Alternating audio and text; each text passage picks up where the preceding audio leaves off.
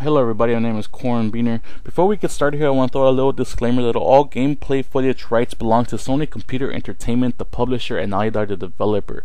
And with that out of the way, let's get started. The game I chose to do my first video game review is Uncharted 3: Drake's Deception. This has been a game that I was highly anticipating since it was announced, and on November 1st, 2011, the wait was finally over, and needed to say that the wait was well worth it.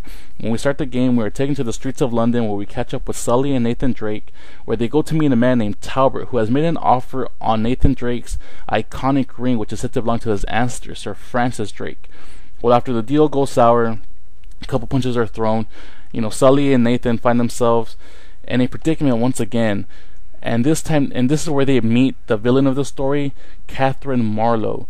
To much surprise, Naughty Dog went with the female aspect for the villain this time instead of a male, which needs to be commended. There's something very unsettling about the way that Catherine Marlowe kind of is played throughout this whole thing. She really just messes with your mind, she does more harm to you mentally than any of the other villains have done to you physically, and that's just something that Naughty Dog just captured and ran with, and it's a very amazing aspect of the game where you find yourself kind of like, this could be my mom, or this could be my girlfriend, or even the wife, doing some stuff like this, and it's just kind of crazy that it messes with your mind that much.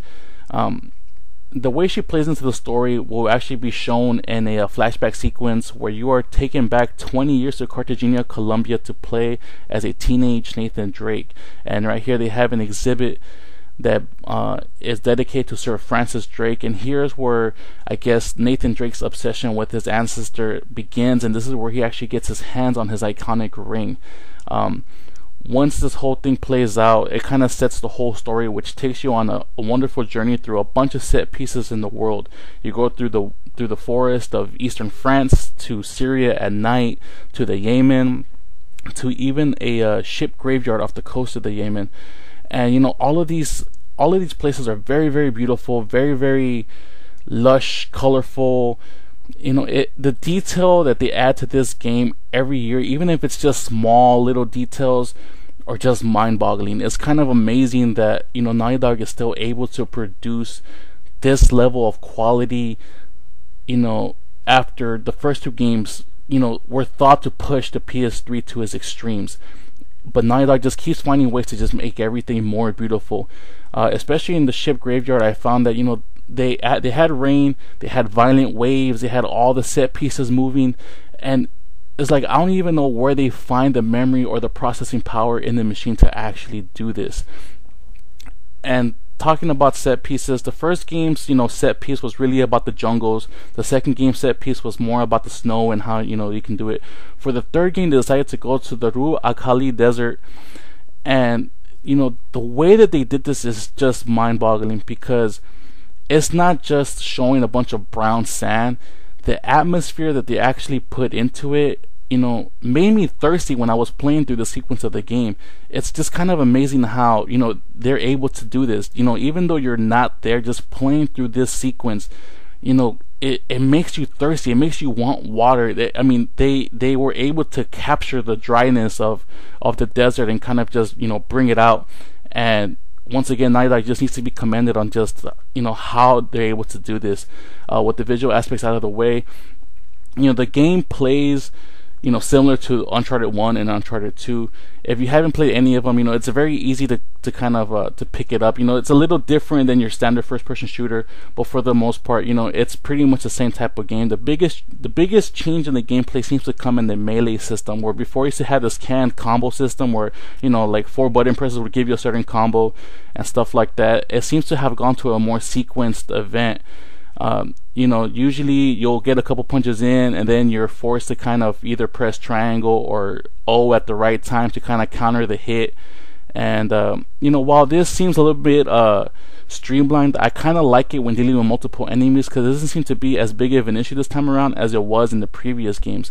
And some people might not like it. I kind of think it was done to kind of streamline the overall aspect of melee. And it doesn't do it with dumbing it down too much for the veterans of the series. Once the game is done, You know, you have all these bonus features you can go through. If you wondered why this game is so amazing, there's, you know, 4 featurettes that will let you know why the game is so amazing, and, you know, along with some concept art to show, you know, just how beautiful the game looked, even just in concept and stuff like that. This review will be only for the single player aspect, as I did play some multiplayer, but there are some bugs in it, and I don't think it's fair to judge the multiplayer aspect, you know, now. I kind of want to have it streamlined, and I kind of want to put more time into it as well, like maybe another week, and I have that ready for you. At the end of the day, the single player aspect of this game is going to get 5 out of 5 stars. You know, the story is amazing, the graphics are just amazing, the gameplay is, you know, as tight as ever. And, you know, if you haven't played any of the Uncharted games, this can be a segue to you kind of having an interest in the first 2 Uncharted games.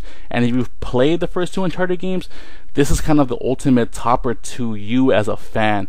You know, this plays a lot of, you know, fan service for those who have kept up with it, and it's just an amazing overall game. If you have the chance to pick it up, I suggest you pick it up, you know, and just support Naughty Dog. Just keep making these awesome games.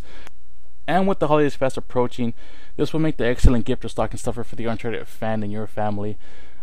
Once again, I'll have the multiplayer review out shortly. I just need to, you know, put some more time in it to give it a fair judgment. You know, if you guys like it, please click the like button or comment below. If you have any criticisms, you know, let me know, so I can always, you know, improve my reviews, my review skills. This has been Cornbeaner. Thank you guys for watching once again. I'll see you guys next time. Bye.